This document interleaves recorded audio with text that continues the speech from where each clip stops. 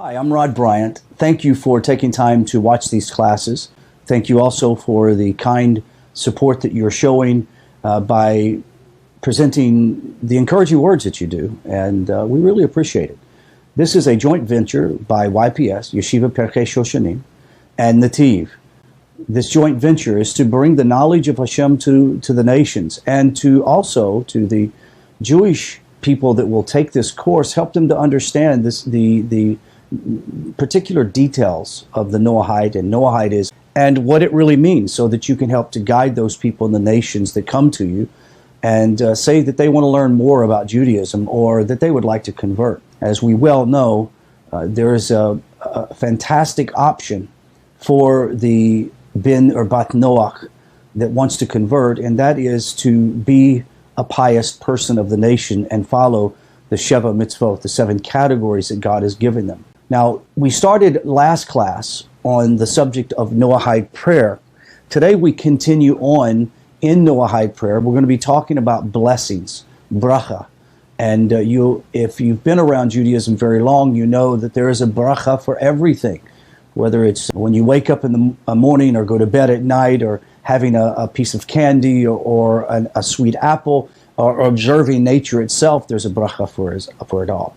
So we're going to go through some introduction to blessings and the types of mitzvahs, the types of brachas or blessings that are mentioned for the Jewish people, and eventually we're going to understand where the Noahides fit into that.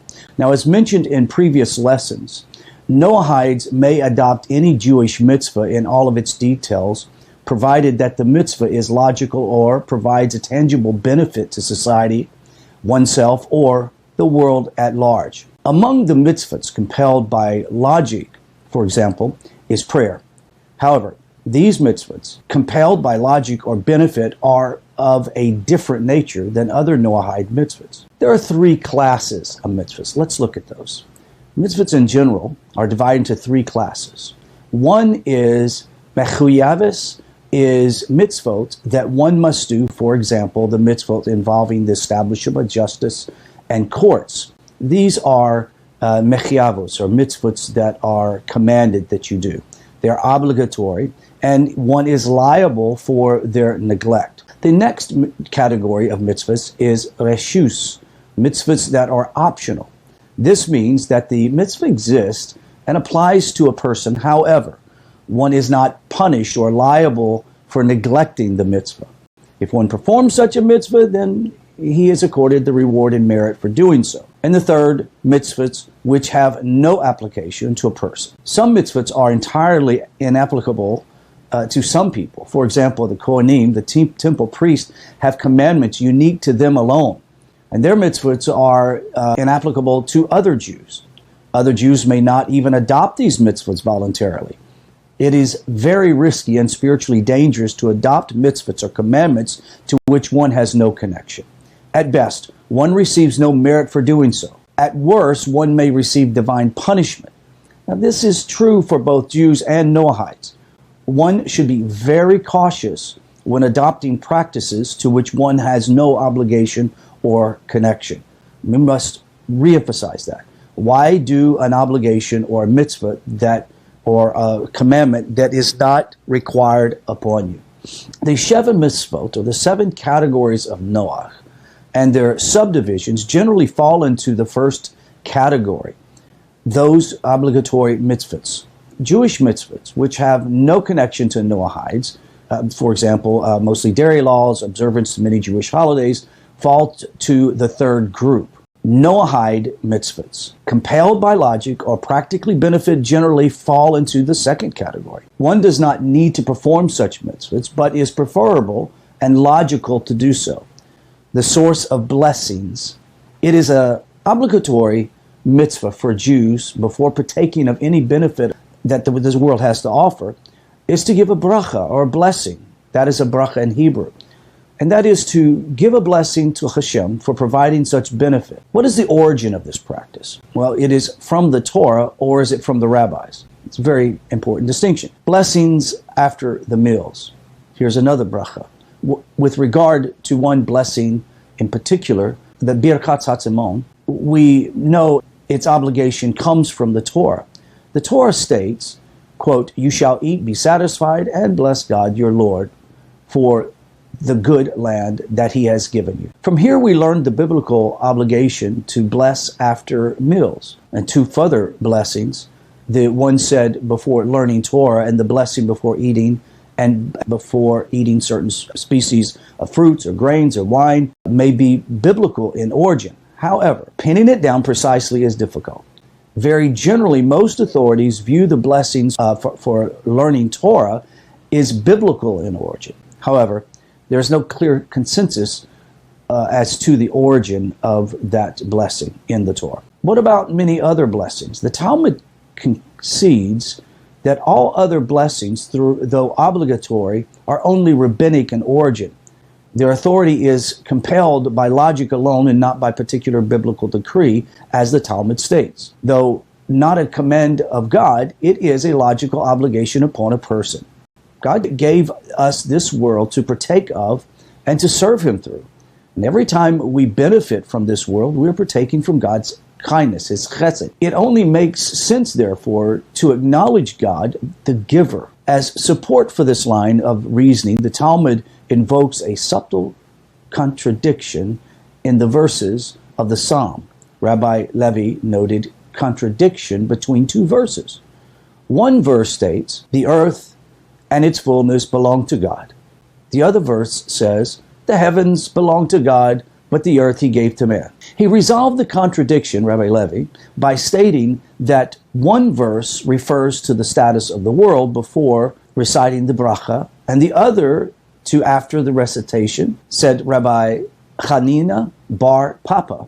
When one derives enjoyment from this world without a bracha, it is as if he has stolen from the Blessed One. Before one eats a fruit, the fruit belongs to God. He created it and nurtured it and brought it to its place in its existence. One cannot partake of that fruit unless he redeems it by making a blessing upon it, thanking God for the benefit one is about to receive. Otherwise, this partaking of the fruit is akin to stealing. Incidentally, the Talmudic passage illustrates a concept mentioned in an earlier lesson, number 6. We saw that mitzvahs are only learned and provided from the Torah and not from the prophets and the writings. The prophets and the writings exist to elaborate and to elucidate our understanding of the Torah. They also provide support and insight into the rabbinic decrees. Let's take a note that the Talmud does not use these psalm verses as biblical proof for making blessings. Instead, they are used to support a rabbinical proposition based on religious logic. Let's look at the Jewish obligation versus the Noahide obligation. For Jews, making blessings over benefit is an obligatory mitzvah, even though almost all blessings are of a rabbinic origin, with the exception of the blessing after the meal and possibly a few others. A Jew is nevertheless required to make them. Neglecting brachos is considered transgression for a Jew. Since the whole idea of a brachos is rooted in religious logic, for Noahides, it falls into a second category mentioned above. Reshus, voluntary mitzvahs. What about the blessing after meals? Isn't this biblical in origin? Yes, it is. However, the blessing is and was only commanded to the Jews, not to the Noahides. Nevertheless, the idea of making a blessing after meals is compelled by the same religious logic that compels all other blessings. Before we bring more definition to that, let's look at 3 types of blessings of brachas. The Maimonides, based upon the Talmud, identifies 3 categories of brachos, blessings. Blessing over benefit. These include blessings over food, drink, and spices, etc. Second would be prayers and blessings for Noahide, since God's commandments exist to benefit mankind. Jews making blessings when coming to fulfill the commandment. The formula of these types of blessings is the well-known, "Blessed are you, O God, ruler of the universe, who has hallowed us with his commandment of XYZ. Blessing of thanks and praise and gratitude. It's another one. It's wide open. There isn't any specific prayer that one must utter to do this. It can be an open prayer. You see, all 3 categories are to Noahides. What does it mean to bless God? Let's go and answer that question. I've had many people over the years that knew me prior to following toward Judaism as a ben Noah. As a pastor, we would never say in the Christian world, let's bless God, because one would think, well, how is it possible to bless God? Well, in a Jewish context, we're going to understand exactly what that means. You're going to understand how important it is to bless the Almighty. Before going further, let's stop for a minute and consider a basic question. What does it mean to bless God? If the idea of blessing, of brachos, is to express gratitude and thanks, then why blessings are worded, blessed are you, instead of thanks or gratitude to you? Furthermore, if God is the source of all blessings, then who are we to bless? God? God, after all, has no lack of deficiency. It's not like he needs you to bless him. He's perfect. This question has been asked by many scholars, and I would say by many people even up to this day. And many answers have been provided, all from which points in the same direction, but could possibly be a bit different. Yid Katanan saying, blessed are you, is an acknowledgement that God is the source of the concept of blessing. Rashba stated this, included in the concept of a bracha is the admission that he, the Blessed One, is ruler over all, and everything is from him. As it says in the Talmud, a person must bless God for the bad just as he must bless him for the good. This is because the word bracha comes from the word brecha, meaning reservoir of water. The illusion of primordial waters of creation and the source of all things. Cheskuni, the word bracha, baruch, which applied to God, is used like a greeting, implying supreme praise. It is not to be understood in the regular sense of the word blessed. Here is Chaim Volotzin. The word bracha implies burgeoning abundance. Even the letters of the word base, resh, chaf, imply such. The numerical value of the letters is a progression of multiples of 10, base to 200. The sampling of interpretations all indicate that blessed, when referring to God, is a statement of praise for God as the source of all blessings and abundance. It applies not only acknowledgement and gratitude, but recognition that God is the unique sole provider of all things. Now we're going to examine the Jewish text of blessing. The text of the blessings we first recorded by Ezra in his assembly in about 350 BCE. Their texts were the result of tremendous study and contemplation, debate, and even prayer. This effort imbued the text of the blessings with a holiness and an authority that endures into this very day. Writes the Rambam, as many others, it is not appropriate to alter them, that is the text of the blessings, nor add or subtract to them. Anyone who deviates from the text that the sages instituted for blessings is mistaken. However, the sages instituted their text for the Jewish community, not for the Noahide community. So, what text should the Noahides use for their blessing? On one hand, Noahides may use any text for blessings, provided it satisfies the core idea of a blessing, to acknowledge God as the creator of all things who bestow benefit upon creation. However, let's recall for a moment that the compelling reason for a bracha or a blessing is the same both for Noahides and Jews. A compelling religious logic.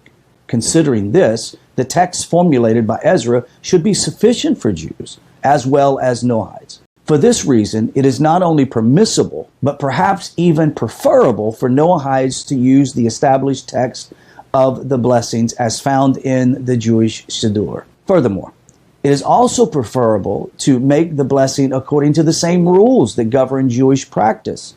For example, the blessing after meals.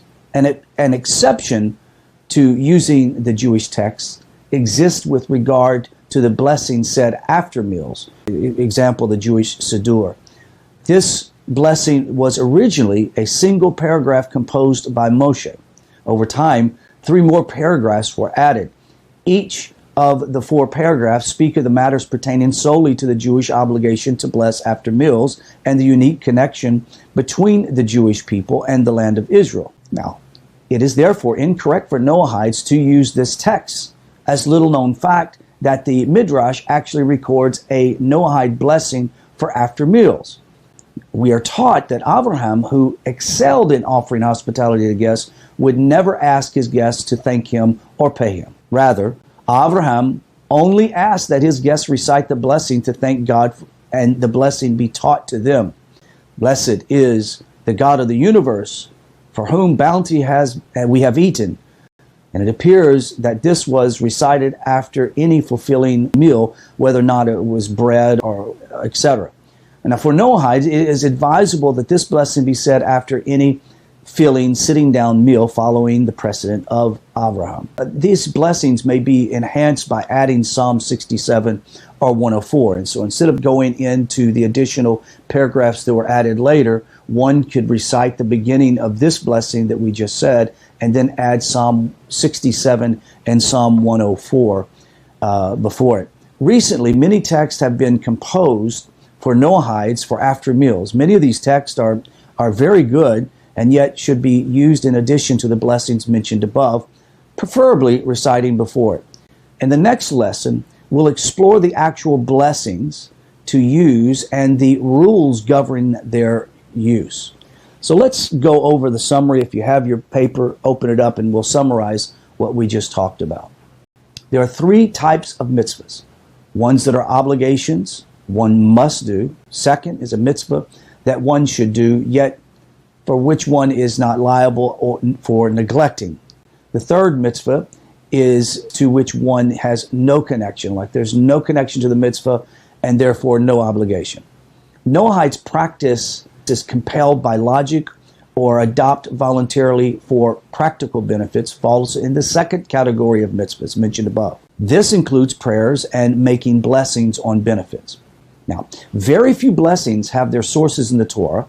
Most blessings are decreed upon the Jewish community by the rabbinic authority. However, no blessings were ever required of the Noahide community. Nevertheless, the logic that compelled the rabbinic decree required Jews to make blessing applies equally to Noahide community. However, making blessings is not obligatory. It is rather a preferable and meritorious practice. Blessings are either made over benefit or mitzvahs or as praise. Only the first and last types are applicable to the Noahide community. God doesn't need us to bless him. He's not deficient in any way. He doesn't need your blessing. When we say Baruch Hashem, bless God, it is an acknowledgement of his role as a source of all blessing and benefit. This is one of the reasons why when someone asks you how you're doing, we often respond, Baruch Hashem, bless God. The text of the blessing as established by Ezra and his great assembly are for the most part applicable to both Jews and Noahides. There are a few notable exceptions to use of Jewish bracha blessings of texts by Noahides. A major one is the Jewish text for blessing after meals, Birchas HaMazon.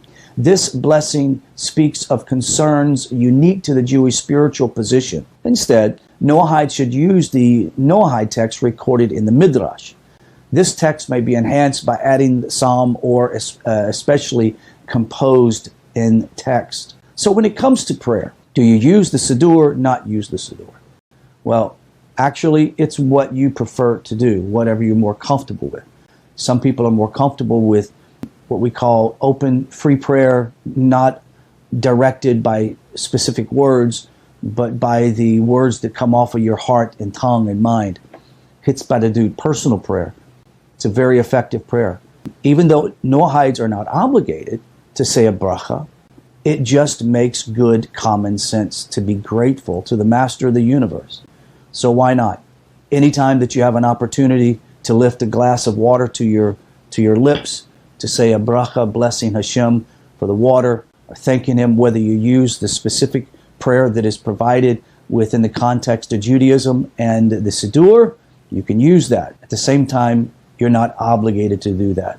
One of the things that we're learning in this course as a Noahide, you have tremendous leadway by the master of the universe to be you and to follow the instructions of the Torah and the Jewish people who are the priests of the nations.